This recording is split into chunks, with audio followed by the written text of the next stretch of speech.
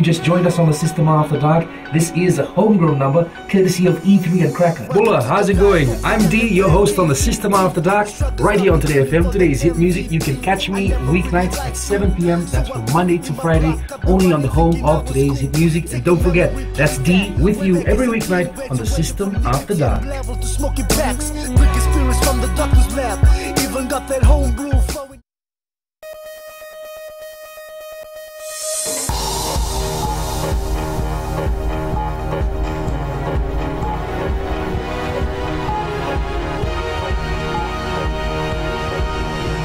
Good evening, this is FBC News. I'm Jackie Spate.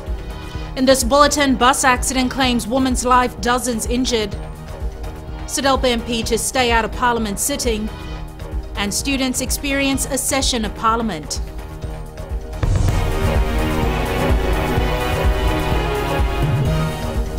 A woman is dead and many others have been injured in a bus accident in Navua. The bus was carrying mostly students who were part of the Serua Kachi rugby team in the Rewa Galaxy Kachi rugby tournament held in Suva this week. Eleanor Tarangaivu reports.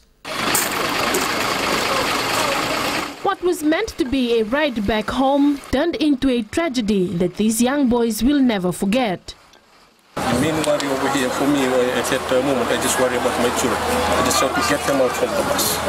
Some of them will cry, some of them will calling out their parents' name, but I just try my best to get them out from the bus. The bus veered off the road, hit a power pole and landed in a drain at Wainrandra around lunchtime today. A mother who had gone to watch her son play rugby died at the scene. Another parent was rushed to the CWM hospital after he accidentally touched live wires while trying to rescue students who were trapped inside the bus. What I saw, like especially the senior student, they tried to get all of their little brothers. Some of them were bleeding, so that's how they managed to get everybody out. Police Director Traffic SSP Mahesh Mishra says they understand that a rear tire burst, causing the bus to veer off the road. Varasiko Detuilangi's description of the events indicate that the bus may have been speeding. The bus was running the maximum speed. But the only thing that I cannot explain here, how come the bus was a bit unstable. So that's what we don't know. Maybe something wrong with the bus. Many of the students treated for minor injuries at the Navua hospital still showed signs of shock and disbelief. There were 41 students and 5 parents on the bus. Eleanor Tarangaivu, FBC News. SODELPA MP Moses Mbulitavo will not be part of next week's Parliament sitting, and he has also confirmed that he will not be resigning from the party. Eleanor Tarangaivu again with this report.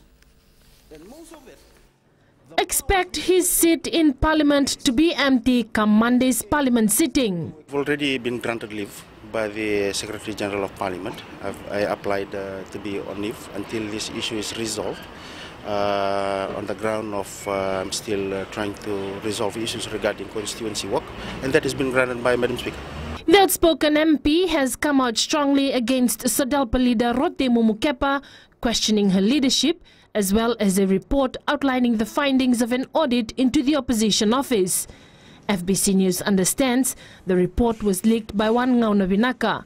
In a statement released yesterday afternoon via social media, SODELPA leader Rotemu Mukepa accused Mbulitavo of collaborating with the Fiji Sun newspaper to criticize her leadership and smear her and other officials. We came through an anonymous email, and whoever Ngauno Binaka is still has not been established, and that's for the management board to set up an investigation committee to ascertain that. Mbulitavo had earlier given Rotemu and those implicated in the audit report until today to resign or he would. However, in her statement, Rotemu says Mbulitavo's threat to resign is a matter for him, adding if he resigns, the Electoral Commission will initiate the process for his seat to go to the next person in line. That was a wrong thing to say. That undermines my right as a member of Parliament, and also she's trying to preempt and predetermine the ruling of the investigation committee. On Tuesday, she had mentioned that SEDALPA is a democratic party and whoever voices any concern is free to do so. It also means that a person or member of parliament who rise against her leadership will also receive the same treatment. There are now 2 complaints lodged with the SEDALPA Management Board. One deals with the complaint by Mbule Thabo and several other MPs against Rote Mumu. The other was lodged by the Opposition Office Administration Officer Mick Bados against the complainants for leaking the said audit report. Eleanor Turangaibiu, FBC News. Fiji Sun publisher Peter Lomas says their journalists are doing their job of reporting news of public interest, not just trying to pander to Rote Mumu. And Parliament Secretary General Viniana Namosi Malua says Mbuli Thavu's leave request has been forwarded to the Speaker of Parliament. 2 men have been charged for offences related to sedition in the Rakiraki Magistrates Court. Apimileki Wailomo and Chosua Navaluvu have been charged with 1 count each of sedition and urging political violence. They have been remanded in custody until September 1st, when the matter will be called in the Lautoka High Court. The state asked for both to be remanded in custody due to the seriousness of the charges and ongoing police investigations into the use of firearms. While thousands of students enjoyed their break today, 51 students from the Central Division spent the day discussing some issues affecting them. They took part in the Student Parliament at Parliament House in Suva. Ali Kimbia has more. Parliament doors opened today for a session of the Student Parliament. For student parliamentarians like Salotebe Samasama, it was an opportunity to understand the role of parliamentarians. We got to know more and broaden our knowledge more on on what parts the ministers play and how important their roles are. Student MPs also debated certain issues that are affecting the country. We had motions regarding teenage prostitution and e-learning. These, as you probably know, are very 2 hot topics for our country. Meanwhile, Basedown College Deputy Head Boy Chone Tawaki was honoured to be elected as Student Prime Minister for the day. Even nominating myself to become Prime Minister was something I would normally not do, but I took upon myself the challenge, and I think rising above the expectations of what it means just to be a Prime Minister. Speaker of Parliament Dr. Chico Luveni informed the students that the Student Parliament was organised to enable them to debate about everyday issues that concerned them. Ali Kimbia, FBC News. The turn for the better in weather conditions in the capital got some mixed reactions at the Hibiscus Festival. While for some it was an opportune time to take to the park, for others the losses of the last 7 days still stings. Madhyum Bolaitamana has more. Smiles all around as the overcast conditions made way for blue skies on the second last day of the mother of all festivals. The weather has cleared, and with it comes good business. Since the start of the day, we have been having good flow of traffic here, and we anticipate that this will continue till tomorrow. The havoc caused by bad weather earlier in the week is still evident. However, it did not stop the crowds from flocking to the Suva foreshore to be part of the festivities. Been here 2 years ago we came, when it was up at the park. This is our first day because the sun's out and we thought it might be a bit drier. No, because we've got all the boards and things to walk on now, so it seems quite nice. But the sentiments shared by those who have frequented the grounds are not shared by vendors. People are not comfortable in walking styles. Their clothes are dirty. We're facing problems in sales. The expected amount we are not receiving. This is my business from 6 years, but this is a worst. This is 100% worst. Because last year, every year I was getting at least $5,000 or $6,000 profit. And here not even $1,000 till Saturday till now. The week-long festival ends tomorrow with a float procession at midday and the crowning of the winners later in the evening. Madhyum Bolaitamana, FBC News. In the news ahead, jewellery designer initiates fundraiser for safe home for victims of sexual abuse.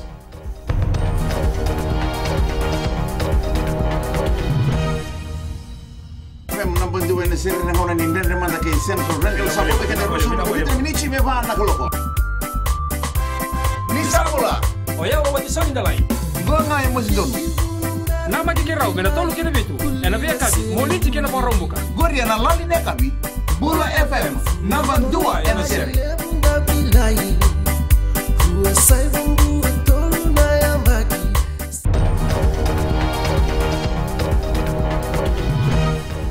An unemployed 20-year-old man alleged to have raped a 74-year-old woman of Nasinu has been remanded in custody. Meni Raitekiteki of Munikoso appeared today at the Nasinu Magistrates Court. He has been charged with 1 count each of rape, giving false information to a police officer on duty, burglary and theft. His case now goes to the Suva High Court on the 28th of this month. Earlier today, Raitekiteki was taken to the Nasinu police station in regard to other pending cases.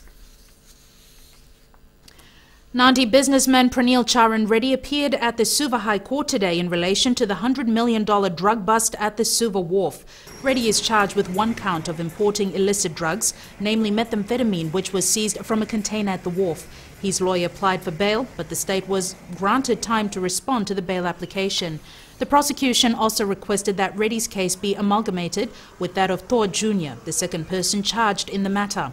Jr.'s case is before the Lautoka High Court. Reddy has been remanded, in custody and will reappear in court next Thursday.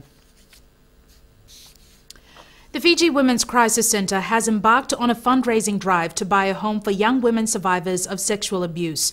Centre Director Shamima Ali says the project is aimed at supporting survivors of sexual abuse who are in school and have no alternative safe haven to call home. Maggie Boyle reports. A sanctuary for school-age girls who are victims of abuse has been earmarked for development by June 2017. Fiji Women's Crisis Centre Director Shamima Ali says they need a budget of $1 million to get the home up and running. The home that we are setting up in Suva for survivors of sexual abuse, and particularly when they're over 17, and creating a exit strategy for them in terms of their education, so they don't they become very vulnerable at that time, so they're not open to other exploitation and so on. Fiji-born Australian-based jeweler Nazli Asghar is assisting the fundraiser. Asghar worked on more than 200 individual pieces to sell, with all proceeds going towards the establishment of the home. So the jewellery is a hobby. It started out as a hobby, and in recent times I've thought that I would put that hobby to good use. So what I've decided to do is to create a collection that I can use to fundraise for organisations which help marginalised people, and in this case help women who are abused. Asghar says the project by FWCC is an incentive for her to give something back to her country of birth and assist women survivors of sexual abuse to have a better life. Maggie Boyle, FBC News. Fiji Airways is seeking a suitable catering or hospitality company to provide catering for international flights departing from Nausori Airport. The airline has put out a request for intent to gauge whether such services can be sourced in Suva. The current catering services for flights out of Nausori are provided by Air Terminal Services in Nandi. The airline says interested companies must be able to provide in-flight catering on all Fiji Airways and related chartered services. Meanwhile, Fiji Airways is expected to announce 2 new international destinations soon. The Fiji Broadcasting Corporation has launched new logos for its 6 radio stations. FBC Chief Executive Riaz Said Qayyum says this has been done in response to a huge public demand for merchandise. Shireen Lanta reports. FBC has modernized the logos of all its radio stations. We've had a lot of success in our branding, especially in the major centers, cities and towns, and especially more so in the last 6 months in the Suva-Nausori corridor. and that is the reason why we have reacted to the response from the public and have been doing a lot of branding exercises. FBC Chief Executive Riyaz Sayed Kayum wants the merchandise to be as dynamic as the stations. A sticker drive and t-shirts will be sold to the public in coming weeks. FBC Manager Programs Shami Lochan says the new logos, which give a fresh look, have come at the right time. Just tuning to listen to Today FM, we have had such positive remarks. They say they love the music, they love the talk, and the fact that we respect our listeners. So now that we know and we are so confident it rocks, so he said it's time for change. Lochan says the new revamped logos will enhance the service delivery of the 6 radio stations. Shireen Lata, FBC News. Sports is up next, and Jamie has decided to slack off tonight. We go to him live now, not in studio, but at the Grand Pacific Hotel in Suva. Now, Jackie, I wish I was here on holiday, but no, that's not the case. I'm actually here to cover the team naming for the Flying Fijians Rugby World Cup squad, which is going to be done here this evening. We'll preview that after the break. And we'll also preview the Skipper Cup final that's going to be played tomorrow between Nadroga and surprise finalist Namosi. This and more coming up.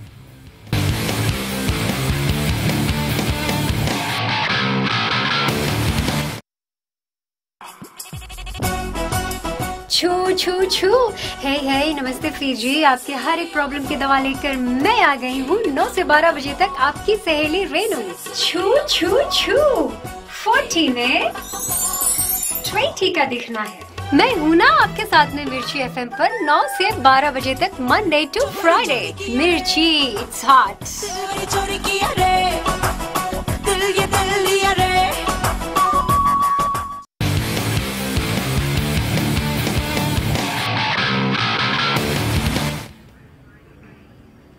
Welcome back to FBC Sports. Now, the Vodafone Flying Fijians team to the Rugby World Cup will be announced in the next hour right here at the Grand Pacific Hotel in Suva. Now, the burning question is who will make the final 31. Indra Singh spoke with the Flying Fijians coaching staff earlier today and files this report. In about half an hour from now, all will know who our Flying Fijians are for the Rugby World Cup. We've been working towards this World Cup since June last year, and it's been a progression. It's not suddenly changing things and having a new game plan now. We've been working towards it for 18 months. It has been a tough road for the players and coaching staff alike, with one of the mentors still having fresh memories from the disastrous 2011 campaign. Probably a lot of things probably wasn't as organised. It was there was probably people with different mindsets and probably not in it for the team, and it was quite tough. It was quite tough. The hard work put in by the players hasn't gone unnoticed by the coaching staff. Able to swap players from game to game in that area, and with our back line with some versatility, it gives us the luxury of going with one less back. Roluni says it's all about the players and how they want to put Fijian rugby back on the world map. I'm very confident with the boys. They've got a lot of hard work to do leading up to that. But it'll be a great occasion and in a full house at Twickenham. It's been 4 years in the making, and tonight Fiji gets ready to learn of who our gladiators will be in London and Wales. Indra Singh, FBC Sports. BLK Nadroga captain Imani Nangusa says defending the Skipper Cup rugby title against Namosi tomorrow will be a tough task. Despite this, the Stallions have named a few new players for the final showdown tomorrow. Josephine Navula has the details. Just hours away from the Skipper Cup final, the defending champions ended their preparations yesterday and focused on their team bonding today. Captain Nemani Nangusa says the players will leave no stones unturned in the match against Namosi. They've been upsetting a lot of big teams this year, and yes, we'll have to play our 100% and give our 100% effort this come tomorrow. Nangusa adds they have worked on their weak areas after the 21 points to 17 win over Suva in the semi-final last week. Main focus this week just to focus on our set pieces and polish up on our weaknesses from there. And on our breakdowns, we lost a lot of balls in the ruck, area. So this week we'll be working on those. The team is confident of delivering a good result tomorrow. All our efforts from the round robin coming to tomorrow, we believe in this team. We know this team can produce a result come tomorrow. We will be ready to do our best. The Stallions will take on Namosi at 3 p.m. at the Prince Charles Park in Nandi. Josephina Vula, FBC Sports. ANZ Stadium buzzed with activity today as schools converge for the inaugural Rugby Sevens competition for girls. Now the competition is geared towards raising awareness of female participation in rugby. Talenda Dakdaka reports. There were no holds barred as these teams came with a mission to win Fiji's first girls Rugby Sevens tournament. 20 schools represented the 20 countries which will compete in the World Cup next month. They got their introduction to organized women's rugby today. It's the first time, and basically the tournament is not to focus more on awareness into getting the girls to introduce rugby to the girls. Majority of these girls, this is the first time they play rugby. I'm thankful to the parents and the schools for allowing them the opportunity to be part of the tournament. Jasper Williams High School, the leading force in girls' secondary schools athletics, represented Samoa and were thrilled to be part of the tournament. They were very excited actually. Most of the girls are Rugby Sevens fans, and when they were told that they were going to come and participate, we were very happy with the huge turnout and interest shown by our students. The one-day competition has been an eye-opening experience for players and officials alike about the high interest among girls and an opportunity to tap into the raw talent in the country. Thailand Odakavaka, FBC Sports. The winners of Papua New Guinea's Digicel Cup competition and Fiji's Vodafone Cup competition will face off in Port Moresby in October in the inaugural Rugby League Melanesian Club Championships. Following in the footsteps of the World Club Challenge, long contested by NRL and Super League clubs, the premiers of PNG and Fiji's national leagues will now play off for regional title. Rohit Deo has more. A great opportunity looms for local rugby league teams as they have a chance of playing at the next level. The Fiji National Rugby League has decided to get the two best teams from PNG and Fiji this season to compete for regional pride. This has been a long discussion since 2013, and it is for the champion club in PNG versus the champion club in Fiji. So the competition in both of the countries have been there for some time, except PNG has been there longer than Fiji. 6 clubs remain in contention to win PNG's Digicel Cup, while 8 clubs are battling it out to win Fiji's Vodafone Cup. The FNRL says it is a great opportunity for local players to get overseas contracts, and the national body will continue to arrange matches like this in future. Fiji National Rugby League have always tried to look at ways to try and lift the competition in Fiji. Something similar to what we have overseas. It's all to try and build up our players for the next World Cup. So the introduction of the top 8 competition. Now we've got this Melanesian Club Championship. The match will take place at Sir John Guy Stadium in Port Moresby on Saturday 10th October at 7 p.m. The 8 teams competing in local competition will now not only fight for local glory, but for a ticket to Port Moresby in October. This will for sure intensify the competition in the Vodafone Cup. Rohit Deo, FBC Sports. That's your sports news tonight, but the team and I will be back right after this bulletin with live coverage of the naming of the Flying Fijian squad to the Rugby World Cup. But right now it's back to Jackie with business.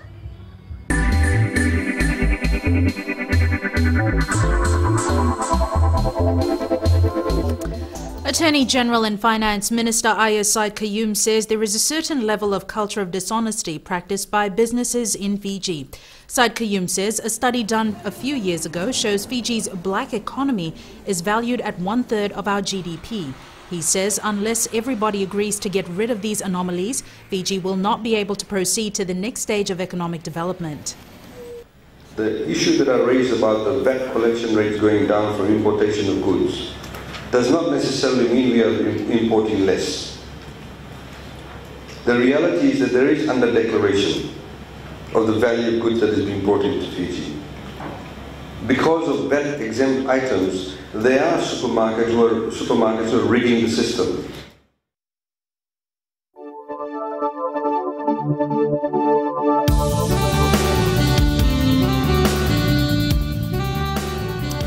It was a generally sunny day across Fiji, including in Suva, which did a lot to dry things out at the Hibiscus Festival. Temperatures were mostly in the high 20s, except for Lautoka at 31 and Lambasa hitting at 30.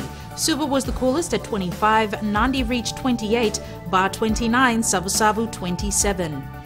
Looking ahead to tomorrow, we can expect much the same conditions, fairly sunny with strong easterly winds and only a chance of brief showers. Outlook for Sunday is more of the same. And the main points again.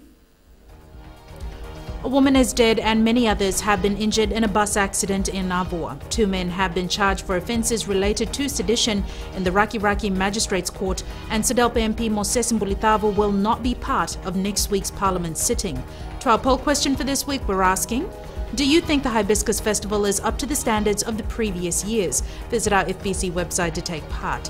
Remember, you can send us newsworthy pictures and videos on email citizenseyes@fbc.com.fj or share it with us via Facebook page FBC News. And if you're on Twitter, follow and tweet us your news tips at FBC_news or simply hashtag FBC News. You've been watching FBC News. I'm Jackie Spate. Have a safe and enjoyable weekend. We'll see you again on Monday. Nimo Demanda.